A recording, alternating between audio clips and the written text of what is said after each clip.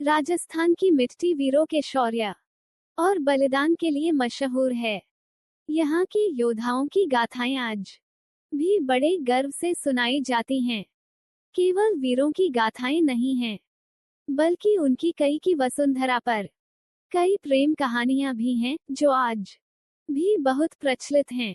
यहाँ कभी एक वेश्या ने अपने प्रेम के लिए पूरी सल्तनत को चुनौती दी तो कभी एक दासी के रूप के आगे नतमस्तक हो गया राजा। लेकिन आज हम आपको बता रहे हैं राजस्थान की सबसे चर्चित प्रेम कहानी जो इतिहास में ढोला मारू की प्रेम कहानी के नाम से विख्यात है। आज भी इस प्रेमी जोड़े का जिक्र यहाँ के लोकगीतों में होता है। नरवर के राजा नल के 3 साल के पुत्र सालकुमार का विवाह बचपन में जांगलू देश बीकानेर के पुंगल नामक ठिकाने के स्वामी पनवार राजा पिंगल की पुत्री से हुआ था। चूंकि दोनों अभी बहुत छोटे थे इसलिए दुल्हन को ससुराल नहीं ले जाया गया। बड़े होने पर राजकुमार की एक और शादी कर दी गई।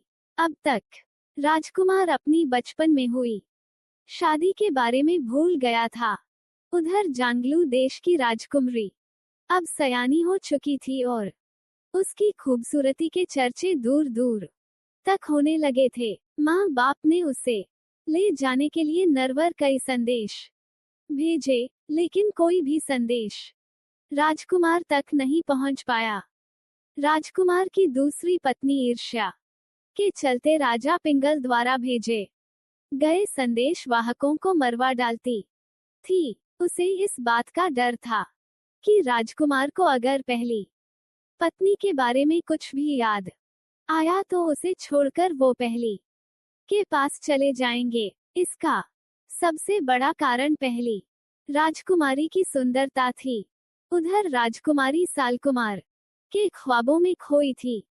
एक दिन उसके सपने में सलहा कुमार आया। इसके बाद वह वियोग की अग्नि में जलने लगी। उसे न खाने में रुचि रही और न किसी दूसरे काम में। ऐसी हालत देख उसकी मां ने राजा पिंगल से फिर संदेश भेजने का आग्रह किया।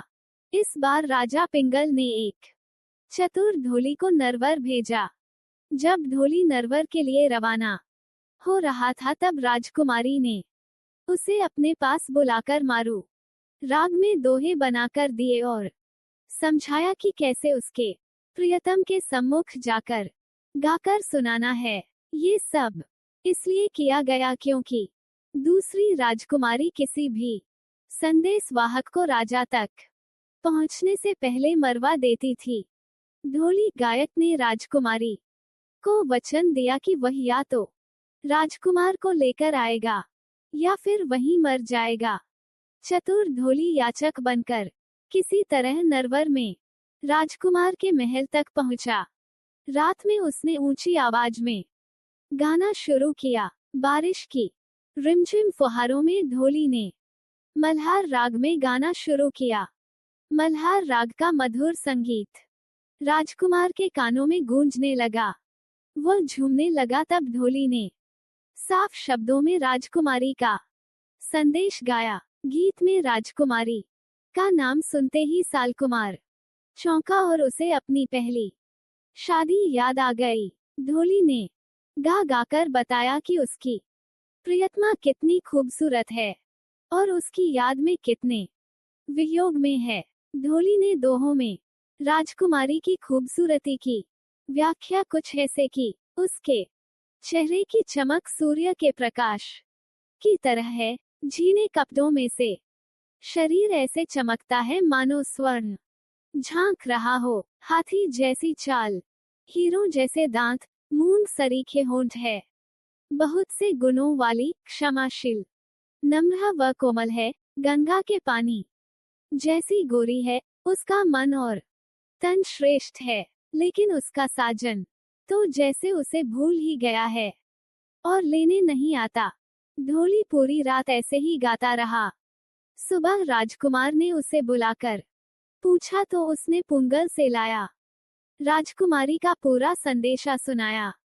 आखिर सालकुमार ने अपनी पहली पत्नी को लाने हेतु पुंगल जाने का निश्चय किया, पर उसकी दूसरी पत्नी मालवाणी ने उसे रोक दिया।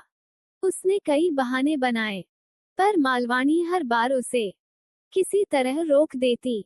आखिरकार एक दिन राजकुमार एक बहुत तेज चलने वाले ऊंट पर सवार होकर अपनी प्रियतमा को लेने पुंगल पहुंच गया। वियोग में जल रही राजकुमारी अपने प्रियतम से मिलकर खुशी से झूम उठी। आखिर उसे उसका प्रेम जो मिल गया था। दोनों ने पुंगल में कई दिन बिताए। दोनों एक दूसरे में खो गए। एक दिन दोनों ने नरवर जाने के लिए राजा पिंगल से विदा ली। कहते हैं रास्ते के रेगिस्तान में राजकुमारी को सांप ने काट लिया, पर शिव पार्वती ने आकर सबको जीवन दान दे दिया। लेकिन दोनों की मुसीबतें यहीं समाप्त नहीं हो रही थीं। इसके बाद वे उमर सुमरा के राजकुमारी को पाने के लिए रचे षड्यंत्र में फंस गए। उमर सुमरा सालकुमार को मारकर राजकुमारी को हासिल करना चाहता था, सो वह उसके रास्ते में जाजम बिछाकर महफिल सजाकर बैठ गया।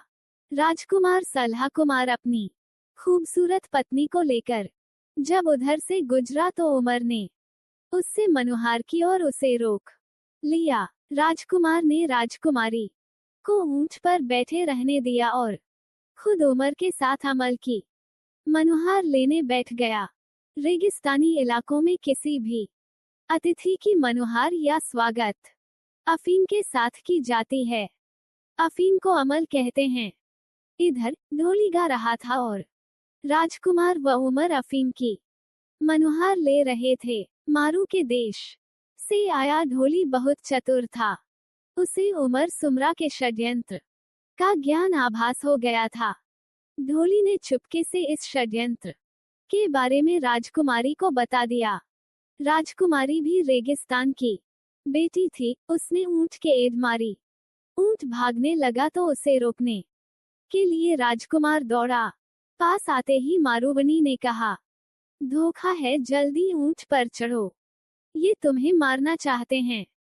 इसके बाद दोनों ने वहां से भागकर नरवर पहुंचकर ही दम लिया। यहाँ राजकुमारी का स्वागत सत्कार किया गया और वो वहां की रानी बनकर राज करने लगी। इतिहास में इस प्रेमी जोड़े को ढोला मारू के नाम से जाना जाता है।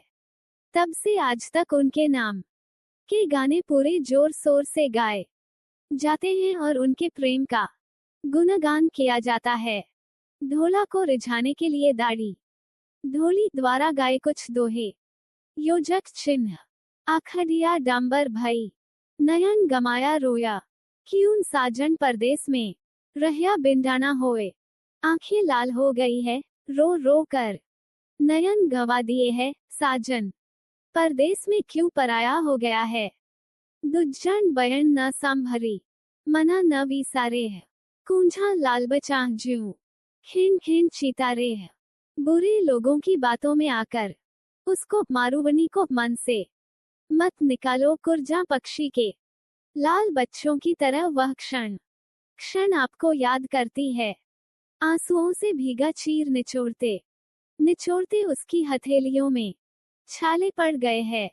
यूं साहिबान आवियो, सावन पहली तीज, बीजठ तने झबुक दे, मूंद रसी खीज। यदि आप सावन की तीज के पहले नहीं गए तो वह मुग्धा बिजली की चमक देखते ही खींचकर मर जाएगी आपकी। मारूवन के रूप का बखान नहीं हो सकता। पूर्व जन्म के बहुत पुण्य करने वालों को ही ऐसी स्त्री मिलती है।